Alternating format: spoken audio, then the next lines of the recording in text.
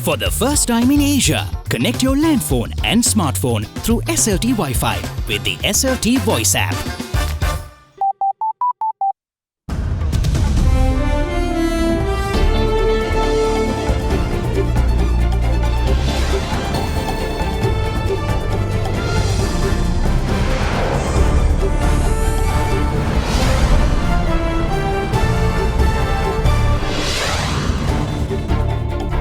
Entering the space age, Ravana 1 launches into orbit, making it the first cube satellite built by Sri Lankans. Many congratulations on the successful placing of the satellite into orbit today. Ultimate objective is to make use of this knowledge to develop much larger satellites. We wanted to build this satellite to get the space technology to Sri Lanka.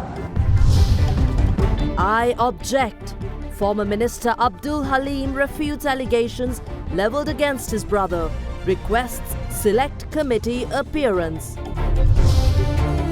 Land fraud? Probe launches into ex-Minister Badiuddin's transfer of state lands through fake deeds.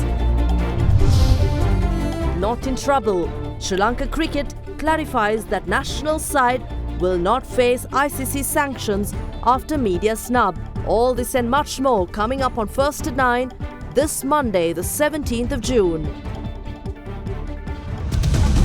From AdaDerana, this is AdaDerana First at 9.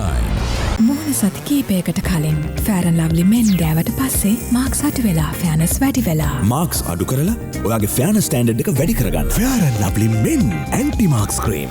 Live from Studio 24 in Colombo. A very good evening and a warm welcome. We begin tonight's broadcast with certainly good news. Sri Lanka marked its entry into the global space age today with the launch of Ravana 1 into orbit 400 kilometers away from Earth. The CUBE satellite was designed and built by two Sri Lankan students of the Arthur C. Clarke Institute for Modern Technologies. Now, the launch took place at 3:45 this evening and is expected to fulfill 5 missions, which includes capturing images of Sri Lanka and the surrounding region. Sri Lanka's first ever satellite Ravana 1 was designed by research engineers of the Arthur C. Clarke Institute for Modern Technologies, Tharindu Dayaratna and Dulani Chamika Vitanage at the Kyushu Institute of Technology in Japan. It was successfully launched into space at NASA's Wallops Flight Facility on Wallops Island, Virginia on the 18th of April aboard the Cygnus 1 spacecraft, where it successfully connected to the International Space Station after a 36-hour journey. Today, however, Ravana 1 was launched into an orbit 400 kilometers away from Earth, where it fulfilled 5 missions, including the capturing of pictures of Sri Lanka and its surrounding regions. Next, representative of Sri Lanka. Go. Copy, go. 3, 2, 1. Deploy. Yo-ho!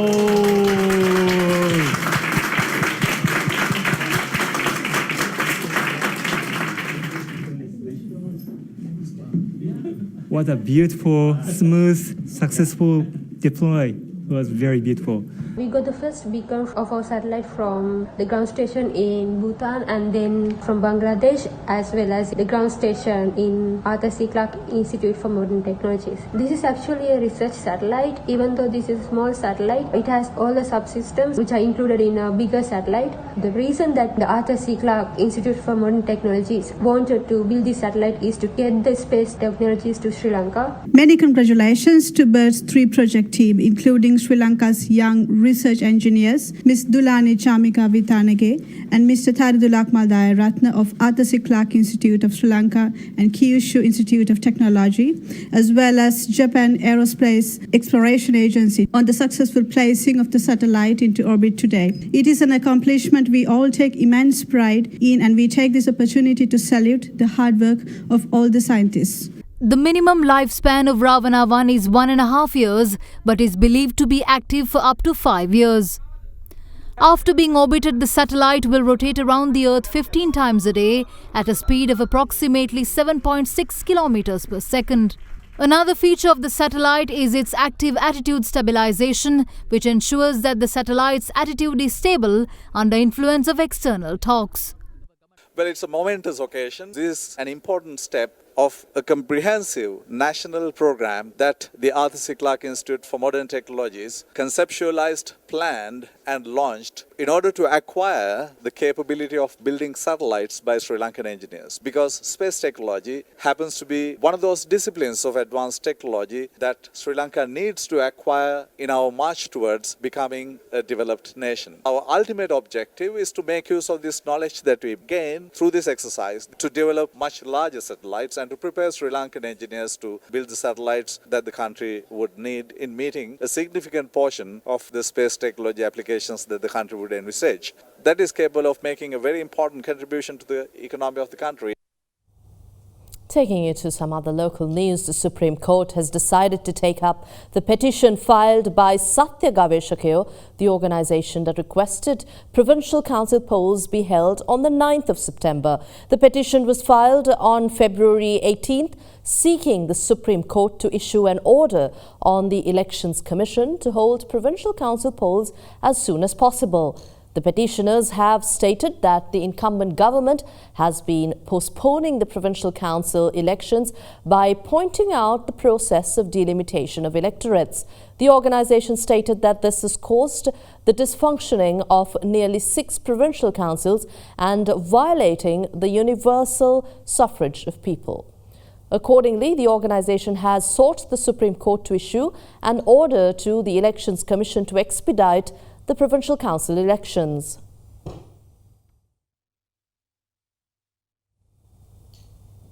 Chairman of the Sri Lanka Podujana Peramuna, Professor G.L. Peiris, insists that there are no legal provisions to hold a referendum in support of a parliamentary election.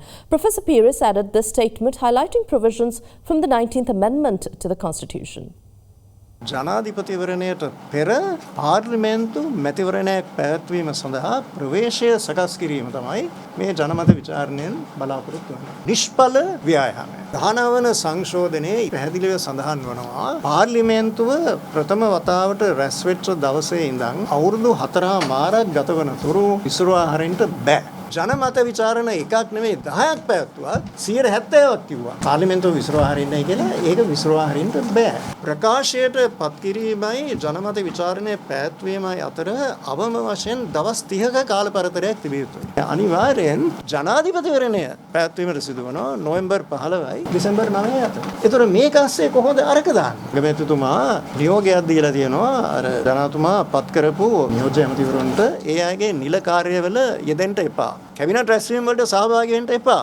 ඇයි? ඒ පත්වීම කරලා තියෙන්නේ අගමැතිවරයාගේ අනුමැතියෙන් තොරව. මේක තමයි අද රටේ තියෙන තත්ත්වය. Opposition leader Mahinda Rajapaksa says that they will not oppose the government if it works towards the betterment of the country. Speaking at an event in Kurunegala today, the opposition leader went on to say that they will work together with the government in order to address 24 areas that have been identified as pressing issues of the nation. A special program on coexistence was held in Kurunegala today under the auspices of Speaker Karu Jayasuriya and opposition leader Mahinda Rajapaksa. අපි විපක්ෂයක් වශයෙන් අපි ආණ්ඩුව කරන හැම දෙයකම විරුද්ධ වෙන්නේ නැහැ. රටේ සුබසිද්ධිය සඳහා වෙන්නා වූ කාරණාවලදී අපිට එකඟ වෙන්න පුළුවන්කම තියෙනවා. අද මෙවැනි කාර්ක සභාවක වැඩ කරන්නට එකඟ වෙන්න අපිට හැකියාව තියෙන්නේ. එය මේ රටේ දියුණුවට අනාගත පරපුරේදී සුගතිය සඳහා සිදු වෙන නිසා. අද ආණ්ඩු පක්ෂයත් විපක්ෂයත් එකතු වෙලා මම හිතන්නේ කාරණා 24කට අපි එකඟ වුණා. මේ ක්‍රියාත්මක කළ යුතුව තියෙනවා කියලා. පාස්කු දිනේදී එච්ච මෙලෙච්ච ප්‍රහාරය අපි කවුරුත් අනුමත කරන්නේ නැහැ. එදා ඒ සිද්ධිය නිසා ජාතියක් වශයෙන් රටක් වශයෙන් අපි ආපස්සට ගියා. ඒ ආපස්සට ගිය ගමන මම හිතන්නේ අවුරුදු ගණනාවකට යථාර්ථයට ගේන්න පුළුවන් වෙන්නේ නැහැ. අද මේ පාර්ලිමේන්තු කාර්ක සභාව සිදු කරන සියලු කටයුතු වලට අපේ සහාය අපි ලබා දෙන්න උදාන. Former Minister of Muslim Religious Affairs Abdul Halim refutes allegations levelled against his brother by former Western Province Governor Asad Saleh at a recent session of the Parliamentary Select Committee. Halim called for a special media briefing in Kandy last evening and requested the Select Committee to give him an opportunity to testify on the accusations laid against him. The former minister further assured that there is no mosque established under the name Tawhid and therefore charges against him are baseless.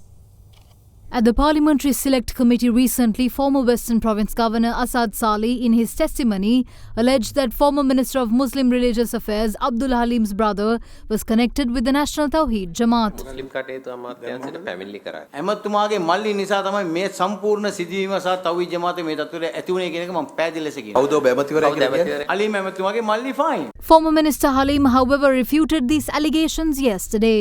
අපි ඉල්ලා සිටිනවා විශේෂයෙන්ම තේරීම් කාර්ක සභාවට අපි දෙදෙනාට ඒ සම්බන්ධව කරුණු පැහැදිලි කිරීම සඳහා අවස්ථාවක් ලබා දෙන ලෙස ඒත් එක්කම විශේෂ මතක් කරන්නට ඕනේ තෞහීද් කියන නාමයෙන් අපි කිසිම පල්ලියක් ක්‍රියාපදිංචි කර නැති බවත් අවශ්‍ය මතක් කරන අතර අපි කෙරෙහි කළ චෝදනාව පදනම් විරහිතයි ඒ වගේම අසත්‍ය චෝදනා බවත් මම විශේෂයෙන් මතක් කර සිටිනවා දැඩි ලෙස ප්‍රතික්ෂේප කරන අසත් සාල් මහත්මයාගේ ඒ ප්‍රකාශය.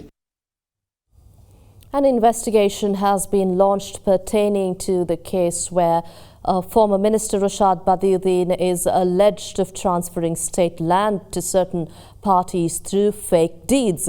The investigation was launched upon a complaint filed by Venerable Theniyavala Palithathera at the Presidential Commission probing fraud and corruption at state institutions. According to the complaint, the former minister had transferred 3,000 acres of land in Mannar to his wife and relatives. An investigation has been launched on a case of former Minister Rashad Badiuddin transferring state land to other parties through fake deeds. The investigation was launched following a complaint filed by Venerable Theniyavala Palithathera at the Presidential Commission probing fraud and corruption at state institutions. According to the complaint, the former minister had transferred 3,000 acres of land in Mannar to his wife and relatives.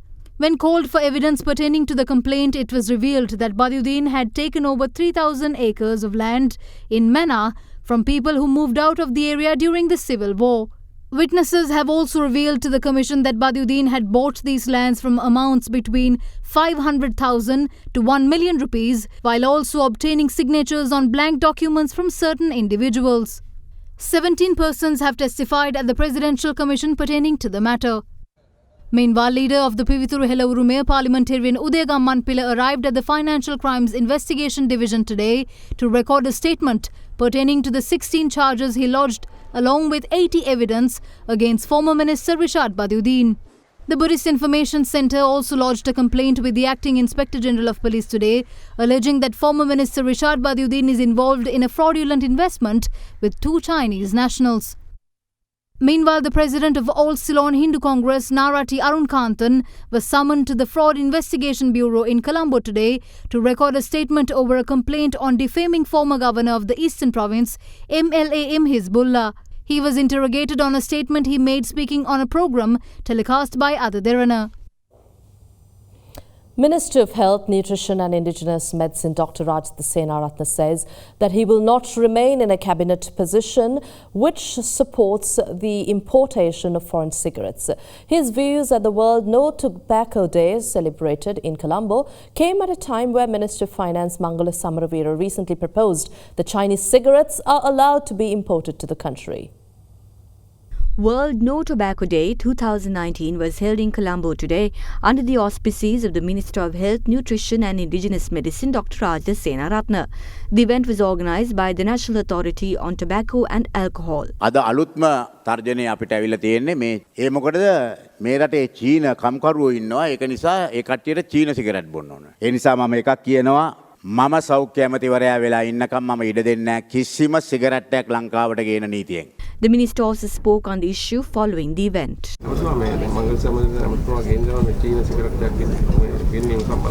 මේ රටේ තියෙන දුම්වැටි වලට විරුද්ධව තව චීනෙන් ගේනවා නම් අපිට කොහොමවත් අනුමත කරන්න බෑ ඒකට අපි විරුද්ධ වෙනවා.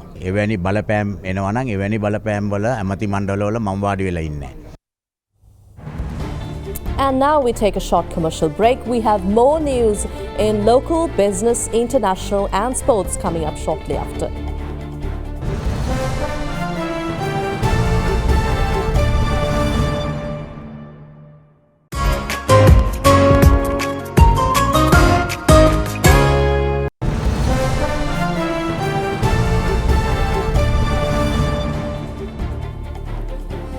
Well, we also have some very good news today. In addition to Ravana 1 being launched, health authorities have said that Sri Lanka has successfully eliminated the transmission of HIV and syphilis from mothers to children and may soon achieve a certification from the World Health Organization. Consultant venereologist and a national coordinator for the elimination of mother-to-child transmission program, Dr. Leelani Rajapaksa, was quoted as saying at a health promotion program that World Health Organization will validate and certify Sri Lanka's achievement as soon as August this year.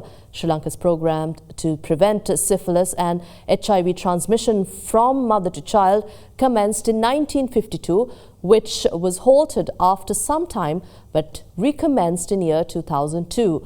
Dr. Leelani Rajapaksa has said that over 95% of pregnant women had consented to undergo HIV testings by year 2016, which aided the achievement. Sri Lanka currently has around 3,200 HIV patients and less than 1,000 child HIV patients, with the aim to becoming HIV-free by year 2030.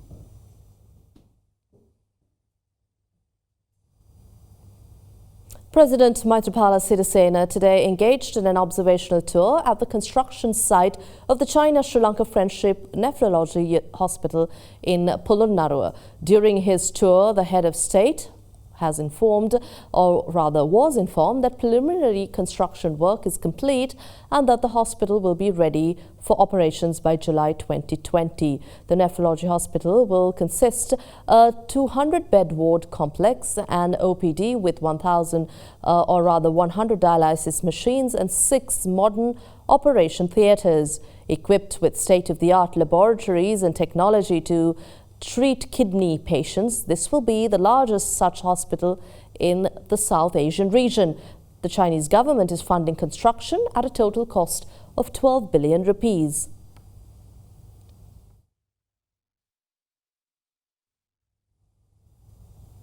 Taking you to the controversies in the recent past, over 1,000 complaints have been lodged against Dr. Sayyid Abdin Mohammed Shafi, who is accused of carrying out illegal sterilization procedures on pregnant mothers. The Kurunegala Teaching Hospital have been receiving complaints from disgruntled mothers since the 26th of last month, who claim that they were unable to conceive after the doctor in question performed cesarean operations. A total of 839 complaints were lodged at the Kurunegala Teaching Hospital. Meanwhile, complaints at the District General Hospital in Dambulla also saw a rise, with the number reaching 164.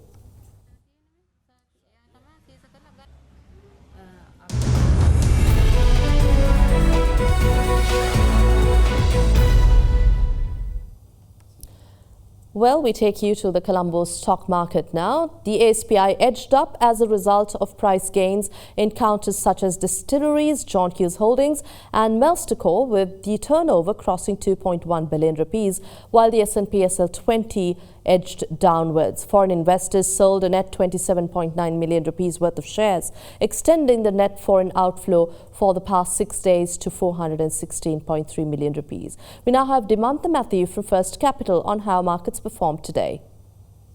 Both the capital markets had mixed reactions today. If you take the bond market, we saw activity levels were weak with buying interest in short tenor maturities as yields marginally dipped, while the rest of the yield curve, of course, remained broadly flat.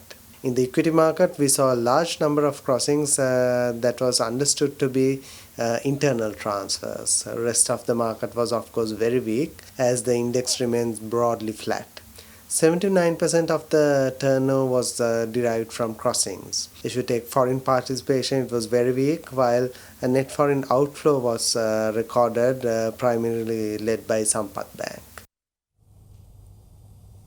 The Sri Lanka Purchasing Managers Index for May this year showed Sri Lanka's services sector continuing to deteriorate following the Easter Sunday attacks. The Purchasing Managers Index for the service sector for May fell 0.6 points to 44.7 points. According to the central bank, employment sub-index at the services sector recorded the lowest level since the commencement of the survey in May 2015, mainly due to discontinuation of the service of contract employees with the deterioration in business activity, particularly in accommodation, food and beverage and other personal services subsectors. However, manufacturing activities recovered to an index value of 50.7 in May 2019, which is an increase of 9.7 index points compared to the month of April last year.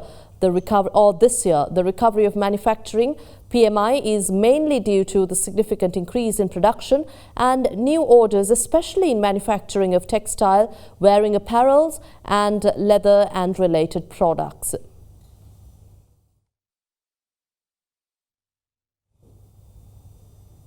And on the Sri Lankan rupee, the local currency ended at 178.63 against the US dollar today. Analysts expect the currency to weaken further as money flows out of the stocks and government securities.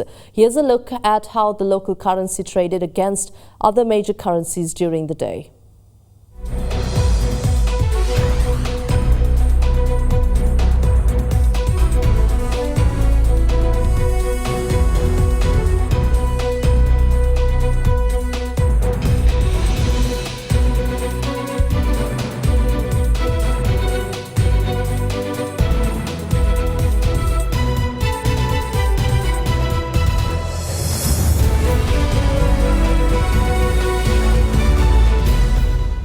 In some groundbreaking news from international markets, the Shanghai-London Stock Connect program opened for trading today as brokerage Hutai Securities became the first a share company to list in Britain via the long-awaited mechanism.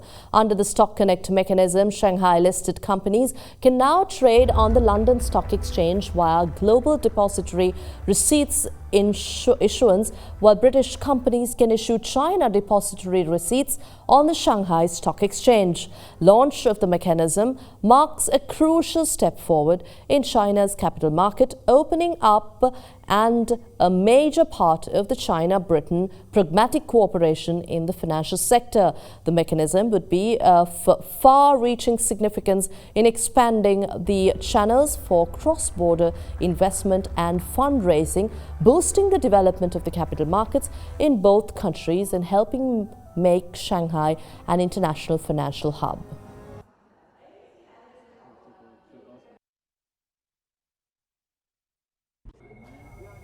You stay with First at 9. We have more coming up after this short break.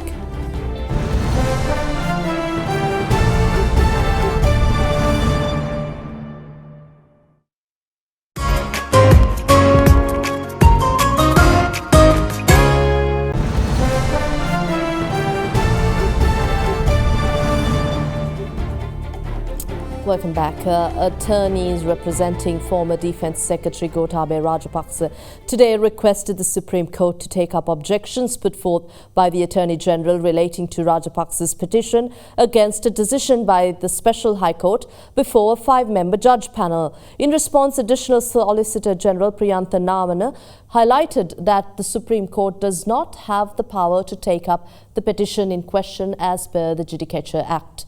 The Supreme Court thereafter had called for the petition to be deliberated tomorrow.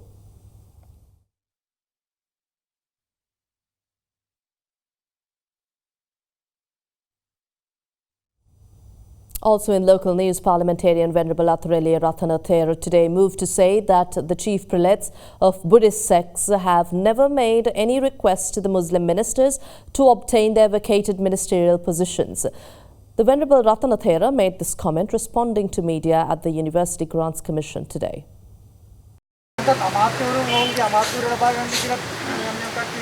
එහෙම මහානායක ස්වාමින් වහන්සේලා කිසි ලෙසකින්වත් අමාත්‍යවරුන්ට අමාත්‍ය දුර ලබා ගන්න කියලා කිසිම ඉල්ලීමක් කළා නැහැ. ඒක එක ස්වාමින් වහන්සේ කියපු අදහසක් විතරයි එතන පළ වෙලා තියෙන්නේ. නමුත් ආරංචියක් තියෙනවා හෙට අනිද්දායි මේ අමාත්‍යංශ උසස් අධ්‍යාපනික රාවකගේ මහත්තයා එහෙම ඒගොල්ලෝ ඒක අනුමල ගන්න. එතුමන්ලා තමයි තමන්ගේ ජාතිවාදියා රැක ගැනීම සඳහා සැකවලට භාජනයේට පුජ්‍යලයා වෙනුවෙන් ඒගොල්ලෝ තමයි අයින් වුනේ. අපි අයින් වෙන්න කියලා ඉල්ලුවේ නැහැ. අපි ඉල්ලා හිටියේ රිසර්ට් බද්දුදින් ඇමතුමා.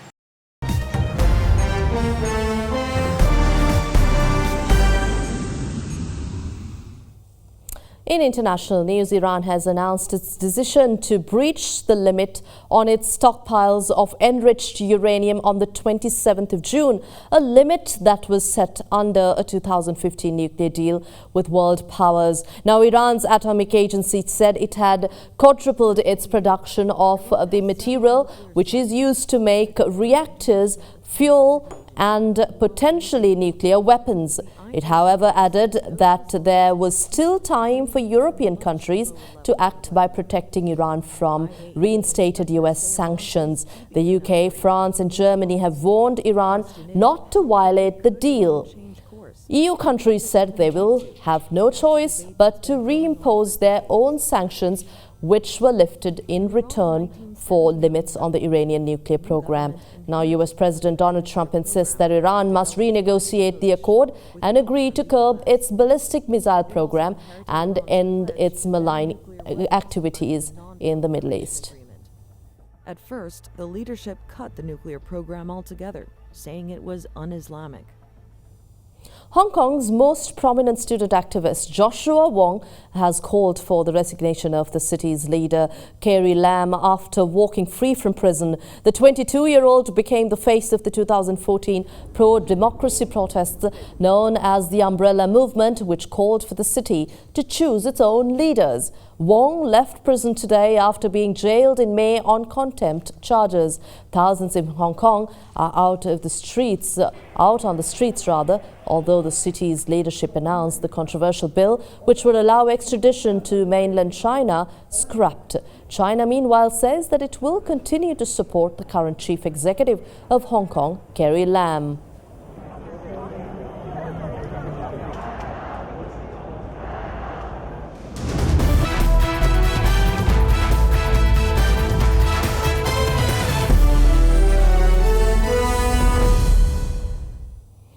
Sri Lanka Cricket today clarified that the national side will not face any threat of International Cricket Council sanctions after the team refused to attend their mandatory post-match conference at the Kennington Oval on Saturday following the Australia defeat. The statement contradicts an ICC spokesman who was quoted as saying yes to reporters when asked if Sri Lanka would face any sanctions. Issuing a statement, Sri Lanka Cricket highlighted that Saturday's incident was discussed with the International Cricket Governing Body and that SLC gave assurance to ICC that a situation of such nature will not be repeated in the tournament. SLC went on to say that the team management has been advised to comply with the obligations as a participant of the 2019 ICC World Cup. Sri Lanka's team manager Ashanta De Mel earlier slammed the ICC's unfair treatment of the squad, particularly for the quality of pitches, practice facilities, transport and accommodation that Sri Lanka is given at the World Cup.